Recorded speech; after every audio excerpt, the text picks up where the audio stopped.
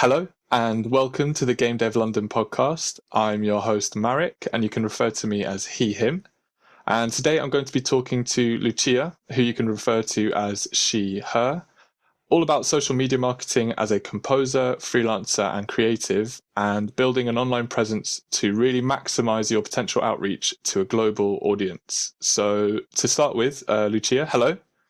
Hello. Hi. Would you like to introduce yourself? Absolutely. I'm Lucia Larezza. I am a full-time violinist and video game composer, and I live in East London. Very nice. Great. So, so I thought, so today's conversation is going to be about kind of social media marketing, I guess, and kind of online marketing and creating your online presence, because I think it's quite daunting for a lot of people, myself included. And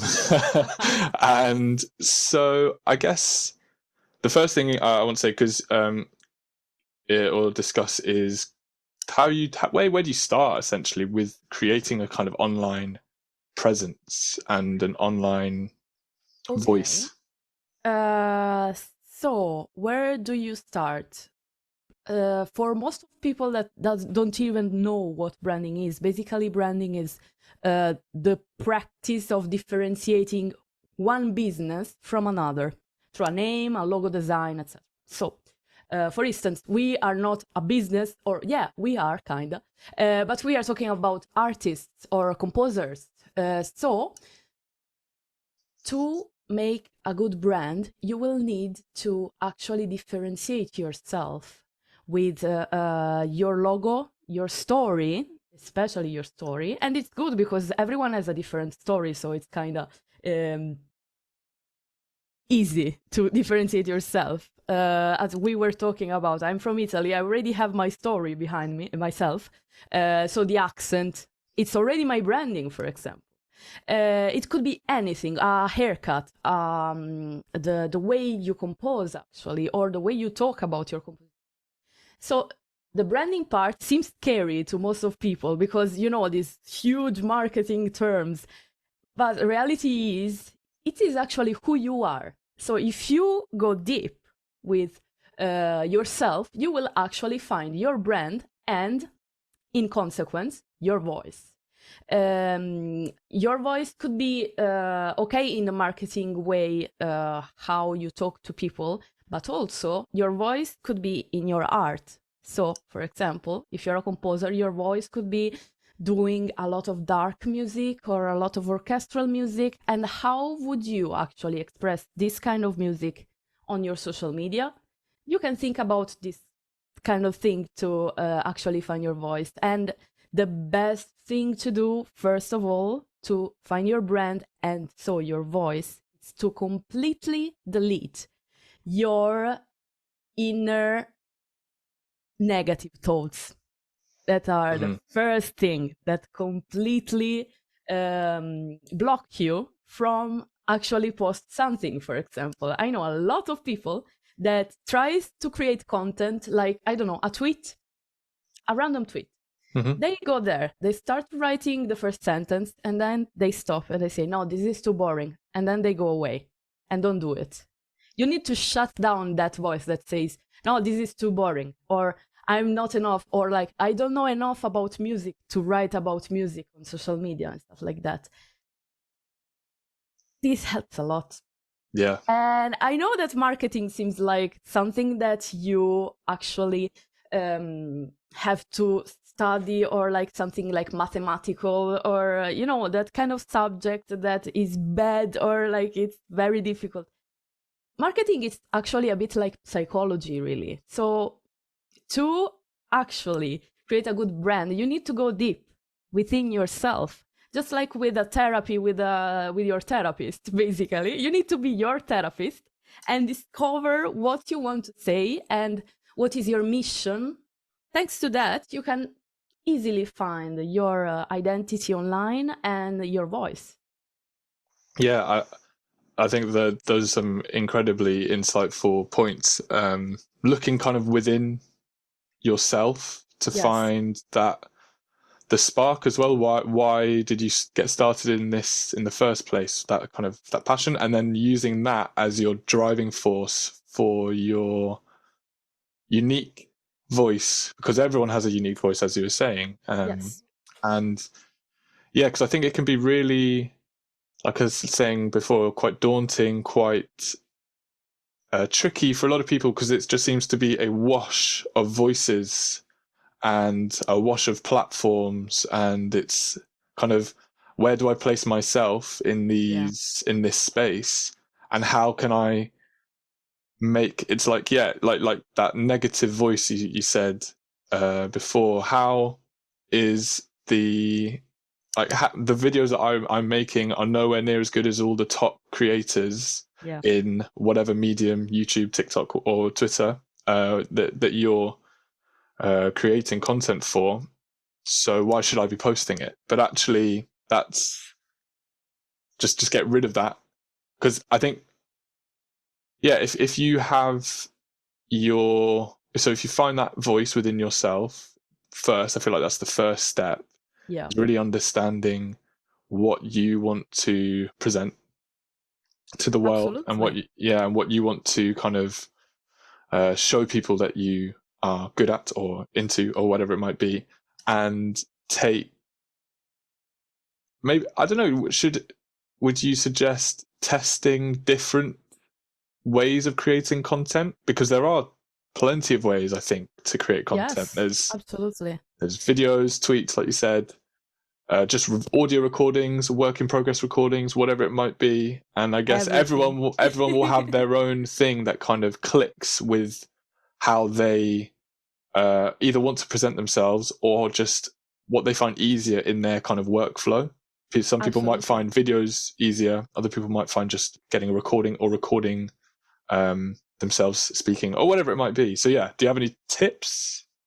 Absolutely. First of all, I have a couple of books suggestions for finding your identity. One is actually called Start with Why by Simon Sinek. And it is a very good guide, insightful guide on how to find your actual voice and your actual identity online, or in life in general. So very, very good book.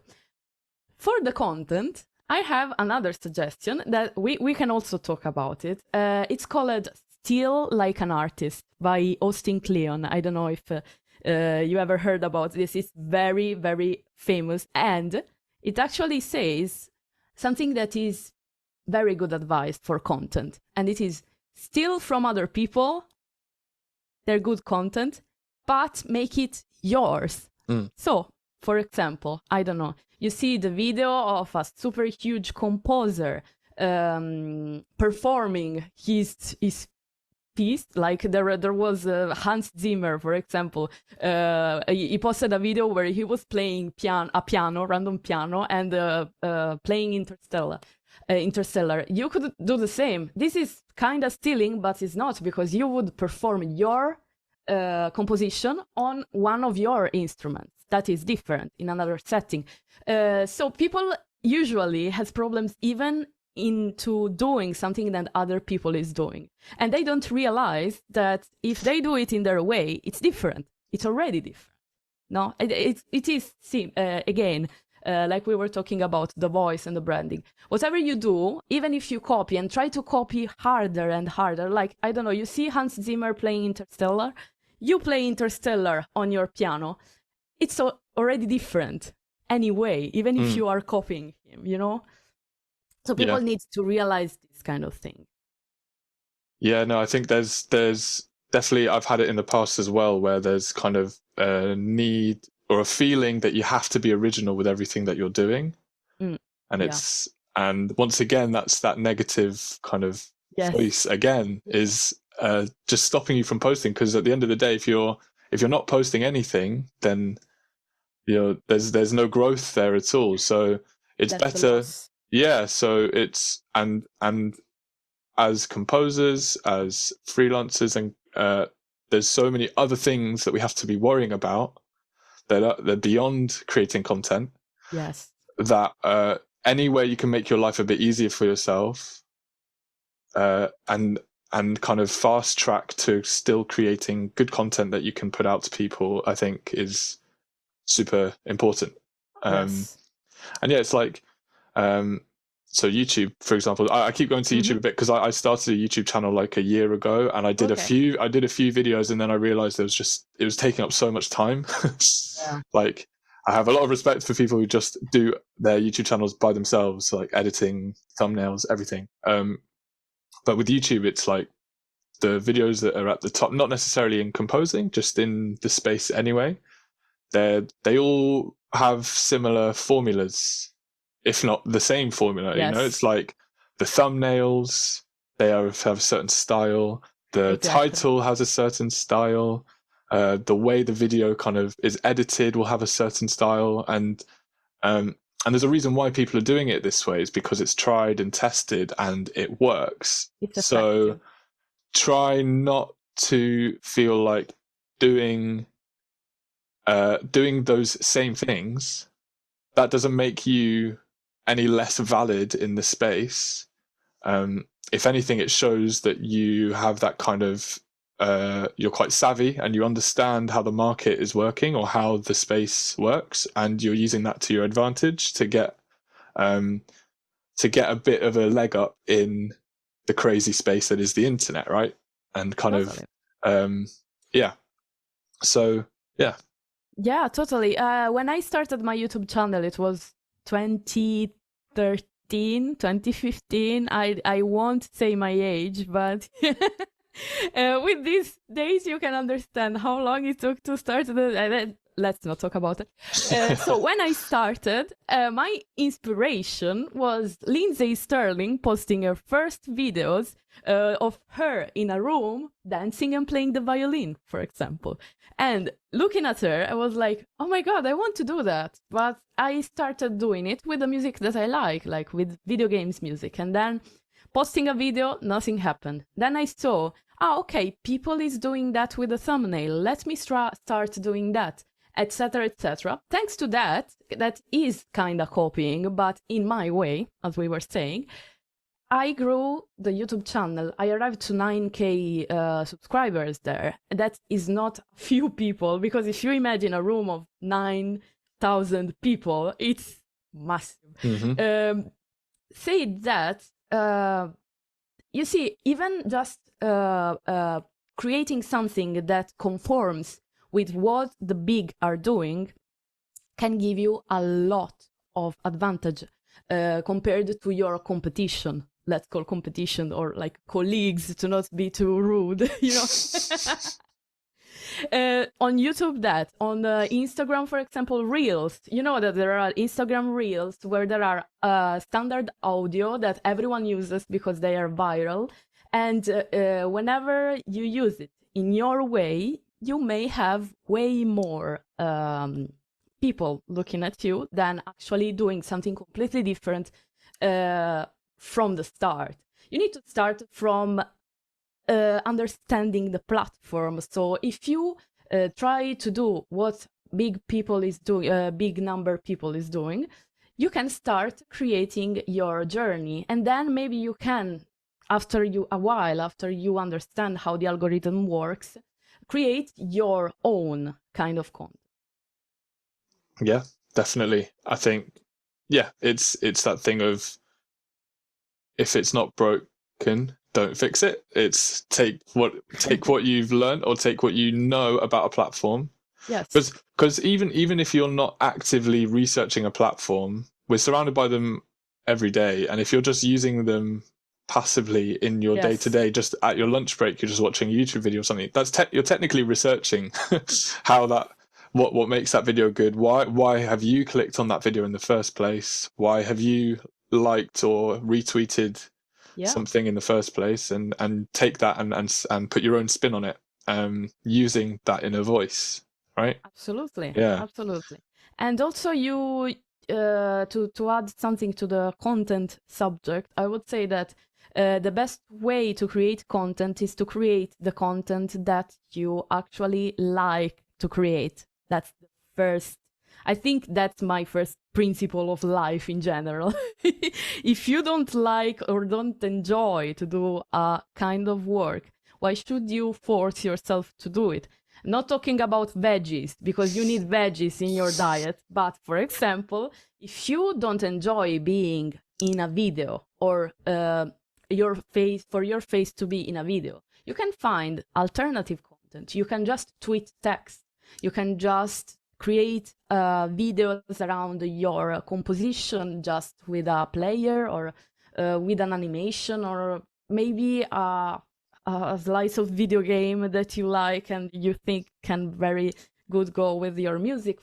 So yeah, there is always a way to find the right kind of content for you, and you don't have to feel forced to do something if you don't enjoy it, especially because then your job becomes like I don't know, a office 9 to 5 accountant that you don't enjoy because you are a creative person. You wouldn't enjoy that anyway.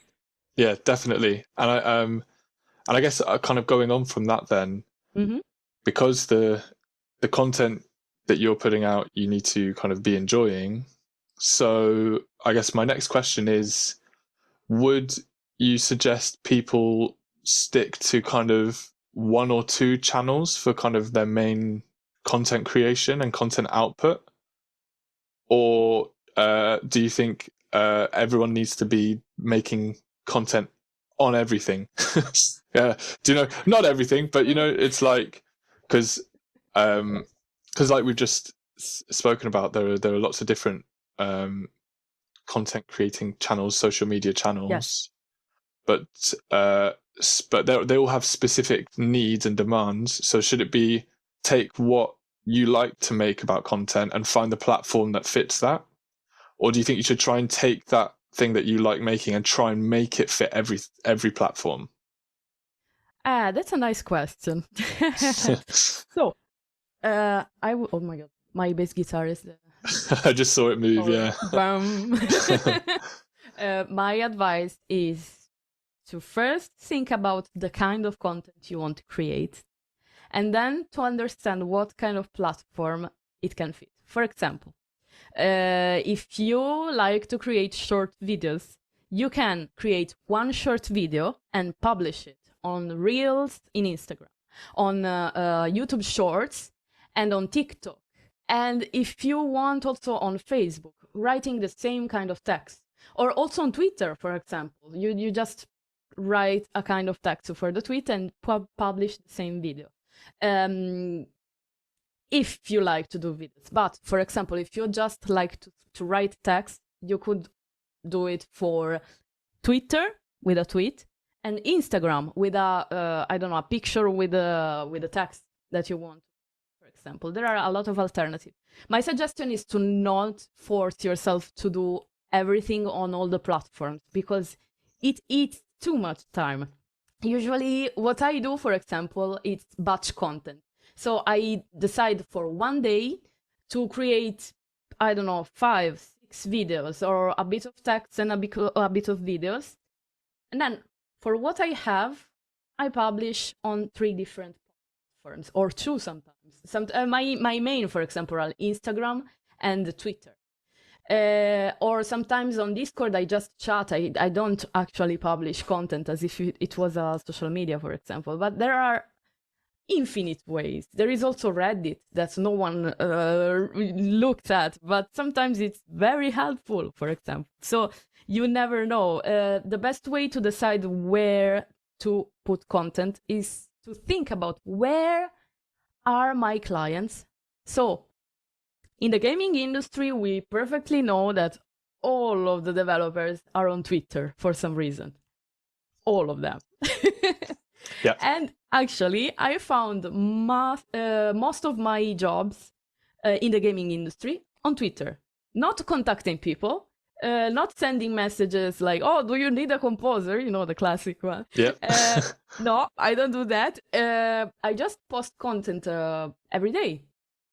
Not even creating it every day. It would take too much time. As I said, I batch the content. It takes me 2 hours maximum. 2 hours. and then program everything, or like write it on the day whenever I'm free. It doesn't take too much time, and it doesn't stress you as much as people that goes there, sits down and has to write every day the content. That's a bit crazy, and I understand if they then don't enjoy it, you know. Yeah. I think on that as well, I did for your kind of batch content days. I think that's a great idea as well. It's kind of you set aside, depending on how much content you want to make. Yes. One day a week, one day every 2 weeks, whatever it is. And do you, because there are apps out there that you can use to schedule posts. So there's something, I think it's Buffer is one of them. I think you can have 2 or 3 accounts completely for free. And you can, so on your day of batch recordings, if you finish everything, you can then schedule it to be published on different days throughout the week or throughout the next fortnight or month. And then you can kind of forget about it. You don't have to worry about it. And that kind of helps categorize or compartmentalize that aspect of freelancing and kind of social media marketing. Because I think because there's such a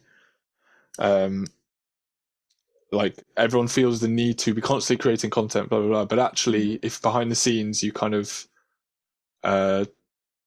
compartmentalize it into it's one day, one action, then and don't allow it to kind of leak into every single day, because then it eats into more time than is worth in a way. Yes. Obviously, I think it's always worth it to be active on social media, but you've got to know where the line is, because you've got so many other things to be working on as well. Exactly. I agree. Also, you need to focus more on actual conversations than just posting the content and that's it. People think that it's just a matter of, okay, I posted that, I'll be famous tomorrow, or like, I'll get work tomorrow. No. Social media, it's about creating connections with the people that follows you and that you follow. So if you just post content and never answer any comment, never answer tweets of your friends, of your colleagues, it will be so difficult to create a relationship with those people. And we perfectly know that the basics of working in the gaming industry is to have a relationship with someone and to have their trust and to trust them. You cannot create trust if you don't talk to them, or if you just post and then wait for them to answer and never reply back, for example. It's a matter of consistency more than actually just posting. Yeah, I guess that's something we've not really spoken on that much yet, is that extra layer of social media marketing is the interactions you're having with people. And I guess that is something I was saying you shouldn't be posting every day. Well, you should be maybe posting every day or worrying about posting every day, but you should try to interact consistently every day a bit. It's like, yes, even just half an hour a day could be powerful. Yeah, it's like if you set up a habit of, I don't know, when you sit down and have breakfast, you're just on Twitter and you're just replying to people, or commenting, retweeting, and just active, showing that you're active in the space as well. Yeah. And but also being genuine. You want to make sure, because I think there's like you mentioned, like that the classic, oh hey, do you need a composer? Knock knock knock, like let me in, like yeah. And so you've got to show a real enthusiasm for the person you're interacting with, and I think that comes back again to your inner voice and what you enjoy. Yes. It's like if you're commenting the same type of comment, like, oh, I love this artwork, right? A very generic comment, you could just copy and paste that on anyone's post, right? It doesn't work that way. Yeah, it's find posts or find people's other content, not necessarily your own, that you genuinely like and can ask questions about, and you can kind of keep in contact with those people. And also the content, if you really have identified your own voice and understand the brand and content that you're creating, you will attract the same sorts of people. Exactly. So it's kind of a two-way street, isn't it?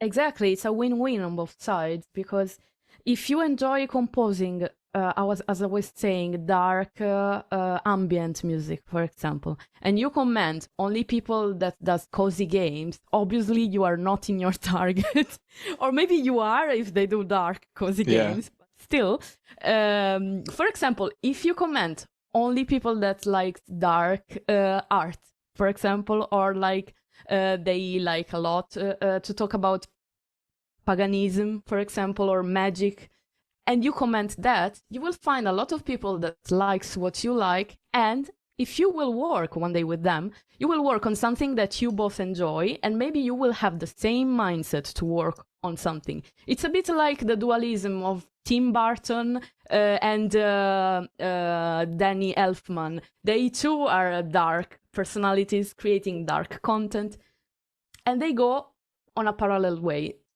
This should be also with your kind of content and also with the kind of people that you comment or that you interact with normally.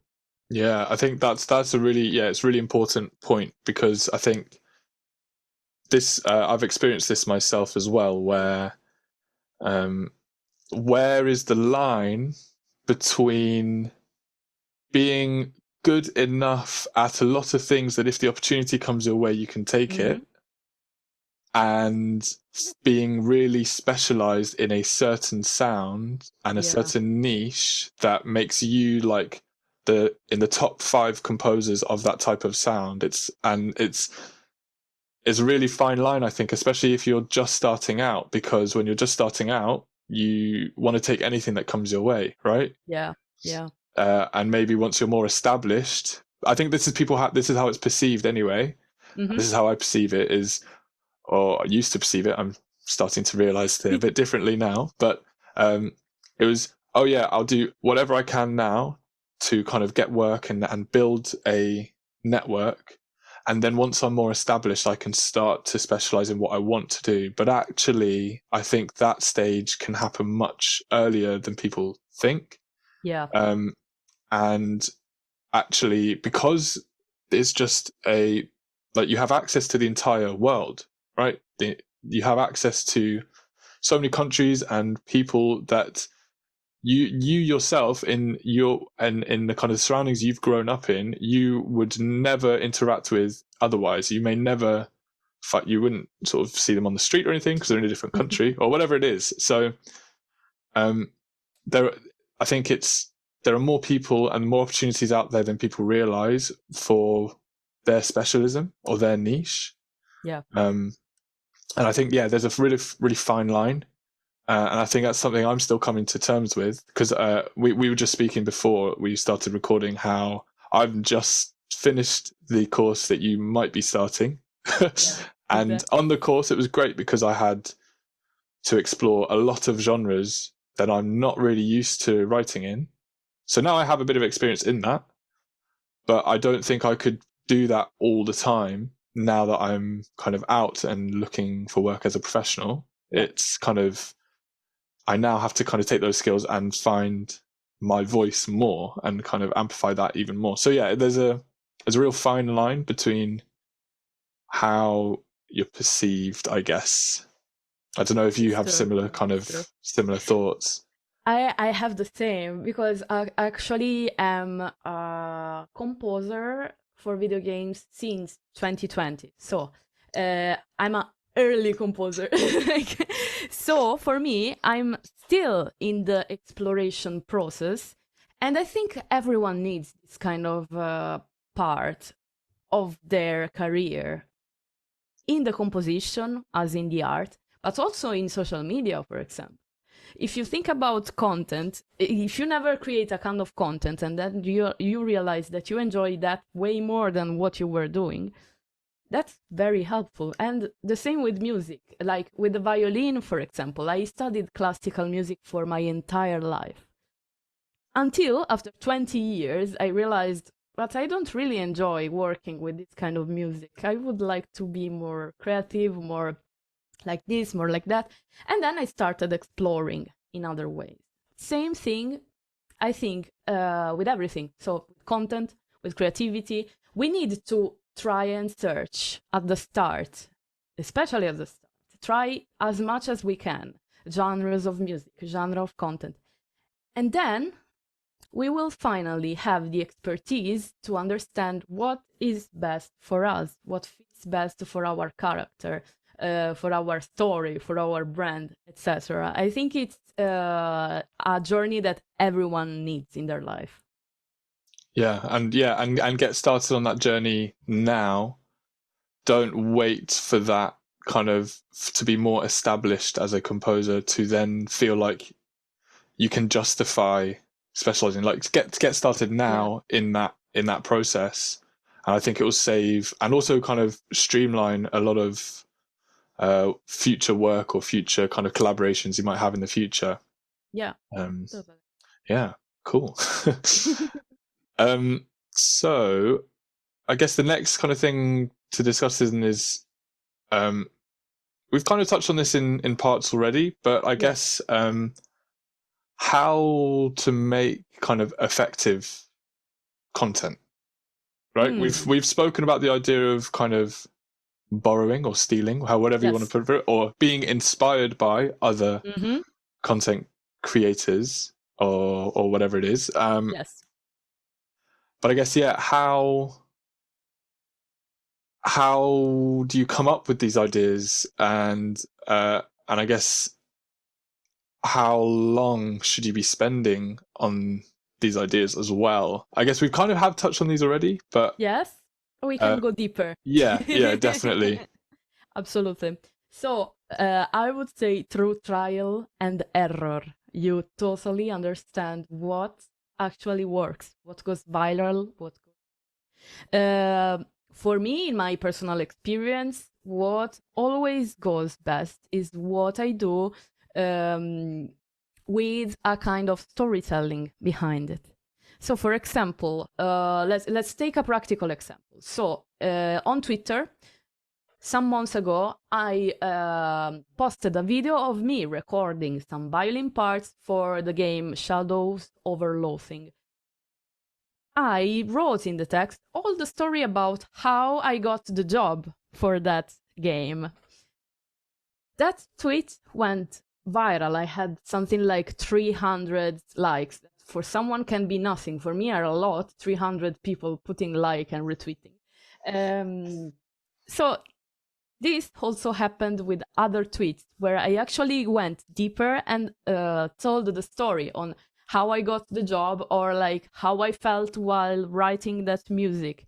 What went wrong with writing or recording something, for example.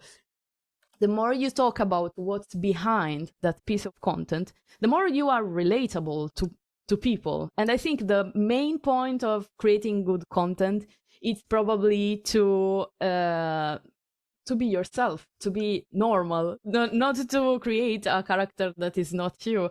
So the more you go deep in that side, the better your content will perform. Absolutely. I think that's the first rule ever. For anything, probably. The second thing I would say, to create good content, you need to follow and study the algorithm of the social media you are using. Take example from people that has effective content. As we were saying, stealing, but not only just doing what they do. Like, you could go deeper. You could go and see what kind of terms are they using, what kind of vocabulary or what kind of angle of their camera is in that video, or what kind of graphics did they put in their MIDI visualizer that clicked with people. There are so many little details that we give for granted, and they are totally not obvious. So we should go deeper. I know it's something that it can be boring for someone. I just want to compose. I just want to make music. But unfortunately, if you want to work as a freelancer, you need a set of soft skills around it to be able to compose. I know loads of composers that live with it that say that they put something like 40% of work in actually composing, and the rest of the time is in promotion and marketing. Yeah. I can understand. Yeah, I really can. I really can. Um, yeah, I think that they're all super important, and it's that thing once again of the inner voice, right? And Yes, it's always there. it's why did you click on this? Why did you find this bit of content engaging with camera angles or color scheme or Yeah, hashtags or it's whatever? Like how did this come across your feed? Oh, well, I don't follow them, but they used the hashtag that I'm always like looking up or something like that, and so I yeah. should be using that hashtag as well, right? It's um yeah. You And I should guess use your creativity also in that. yes, definitely, and that's something that I'm beginning to learn more about as well, is marketing, and the idea of selling yourself can be really off-putting for people who just want to write Mm. music, and I totally get that. But you can be really creative with it as well. It's kind of it kind of helps practice and work your creative muscles in a different context that isn't just writing music, because and I think that's a really interesting kind of way of thinking about it. And I think I've had more enjoyment in my own content creation when I've thought about it in that way. So I've not Yeah. thought about it obviously the facts and the figures and the stats are important to an extent, because you can see what's working and what isn't. But if you kind of also just challenge yourself to think about, take these ideas, this formula, and really kind of think about something outside the box that connects Yeah. with your inner voice, and then you can use that as a platform to kind of project onto different social media platforms. Yeah, it Yeah. is just like composing. It is, You yeah. know, it's like you have an assignment from the developer. You try to follow those rules, that could be also the algorithm of social media, uh, with your voice. So, with your kind of instruments, the VST you have, the kind of harmonizations and melodies that you like to put, and this is the video that you create, for example. And then you deliver it to the developer, that we can say also we deliver it to the social media. If the social media likes it, it will put it to a lot of people, Mm. out to other developers. If the developer likes the music you are composing as well, he will put your music in the video game and everything will work. If not, you need to do it again. Yeah, It's the same process, yeah, just the yeah. same process. And it's a trial and error, like you were mentioning. Yes. You know, just keep going, be consistent. Don't get too disheartened as well if something's not quite clicking, because the fact that you're creating content is a step in the right direction. And if you create the same type of content for a month and it doesn't seem to work, then switch something up about it.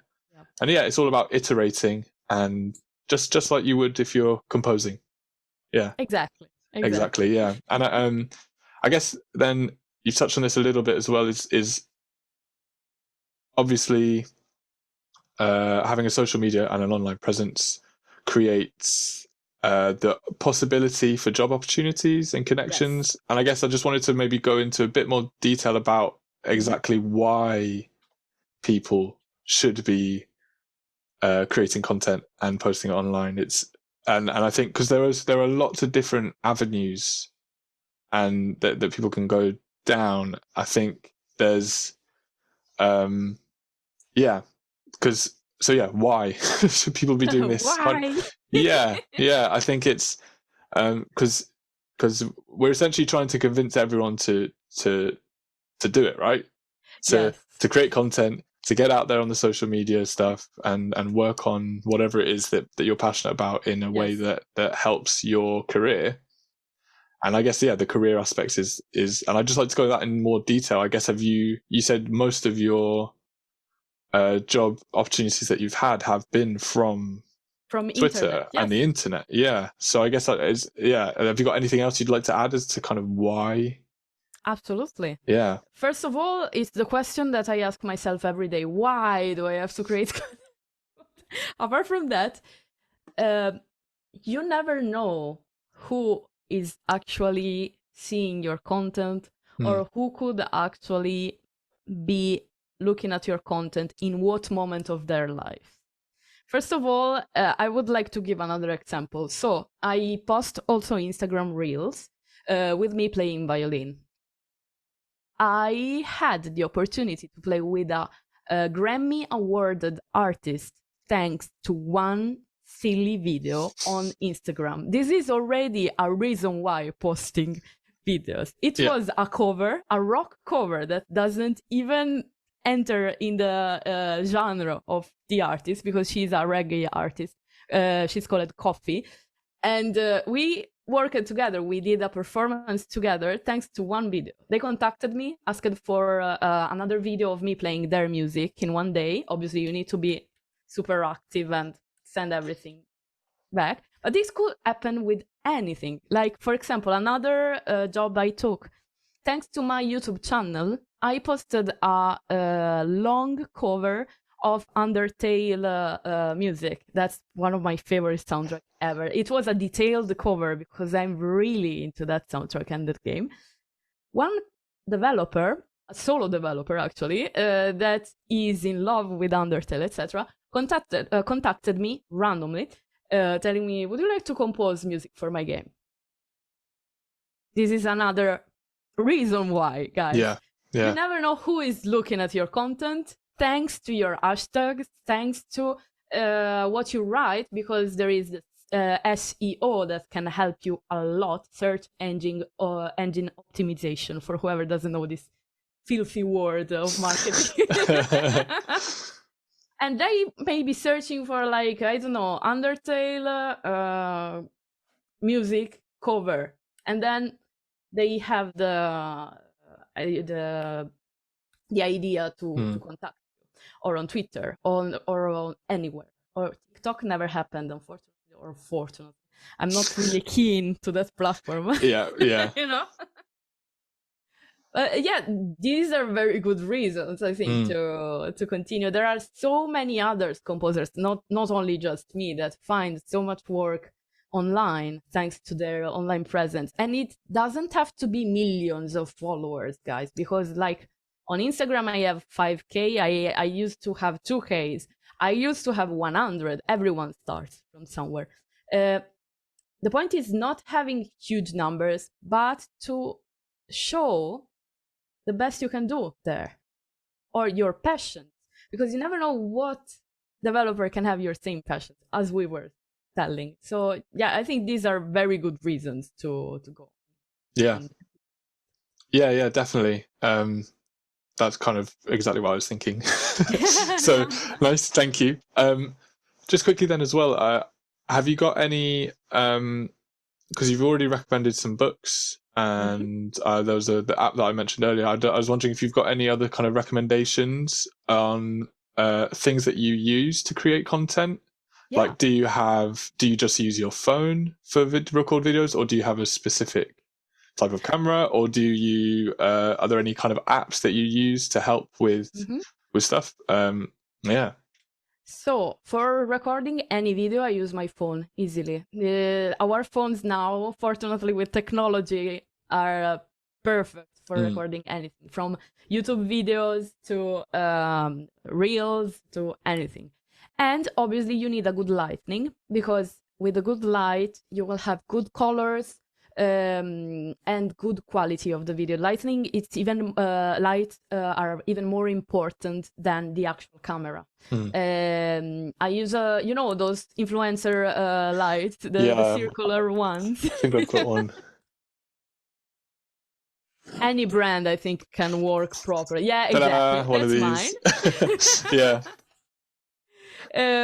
So yeah, that light, it's essential to create good content. What else do I use? My camera, I create an actual detailed program, creating an Excel or any kind of, like, document app. What else? I need to. So when you use a document app, do you use it to plan your content, or to plan my content in advance? I do it monthly. So what I do is, I see in the previous months what did work and what didn't work, and then add to the document of the next month only what worked. This way, you can optimize your content little by little, every month. And after 1 or 2 years, you have already the perfect content to publish every day, every month. Yeah, that's a great idea, actually. Yeah, what when you're looking for what makes a piece of content successful, do you have different ways of viewing it? So some people might just think, the content wasn't successful because not enough people commented that I wanted, or some people be like, it was successful because it had X amount of views. Like, do you have specific categories or specific criteria that you use? The criteria, it's usually what content got me a job, mostly. Of course. That's way more important than actual numbers. What content got me the high-priced work, also that is important. And what content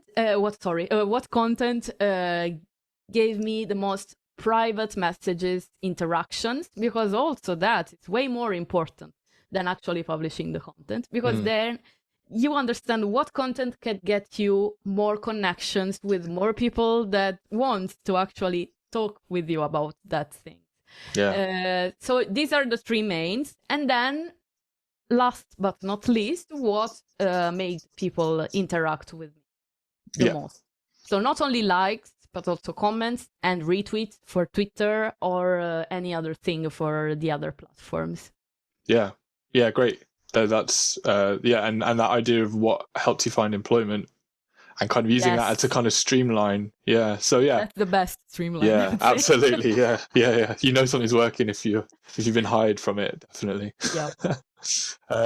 Great. So I think, is there anything else that you would like to add?